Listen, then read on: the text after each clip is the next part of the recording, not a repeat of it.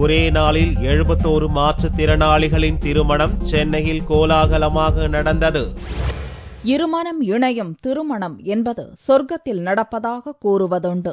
சென்னையில் நடந்த மாற்றுத்திறனாளிகள் திருமண நிகழ்வு காண்போரின் கண்களில் ஆனந்த கண்ணீரை வரவழைத்தது. இதில் திருமணம் புரிந்தோர் மற்றவர்களுக்கு முன் உதாரணமாக நிலைத்து நிற்க காரணம் 71 மாற்றுத்திறனாளிகள்தான். இந்நிகழ்வுக்கு ஏற்பாடு செய்திருந்த கீதா பவன் அமைப்புக்கு தமிழ்நாடு மாற்றுத்திறனாளிகள் கூட்டமைப்பு நன்றி தெரிவித்துக் கொண்டது. மனைவி நார்மல், நான் ஒரு டிசபிலிட்டி, என்னை மனமுகர்ந்து ஏத்துக்கிட்டாங்க.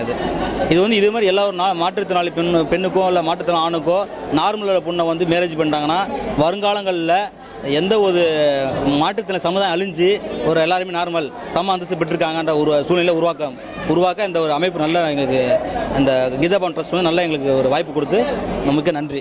செவித்திறன் குறைந்த குழந்தைங்களை அகாமடேட் பண்ணி அவங்களுக்கு வேலை வாய்ப்புக்கு ட்ரைனிங் கொடுத்து வேலை வாய்ப்பு கொடுத்து கொண்டிருக்கிறோம். தனித்தனியாக அக்கவுண்ட் ஓபன் பண்ணி அவங்க பணத்தை சேவ் பண்ணி அவர்கள் சம்பாதித்த ஊதியத்திலிருந்து அவர்களுக்கு வேண்டிய நகைகள் பண்ணி இந்த கீதா பவன் ட்ரஸ்டும் தமிழ்நாடு மாற்றுத்திறனாளி ஃபெடரேஷன் மூலமா சுயவரத்துக்கு இவங்களை அப்ளை பண்ணி இந்த குழந்தைங்களை ஒவ்வொரு வருடமும் இந்த செவித்திறன் குறைந்த குழந்தைங்களுக்கு திருமணத்துக்கு ஏற்பாடு பண்ணி திருமணம் பண்ணி வைக்கிறோம்.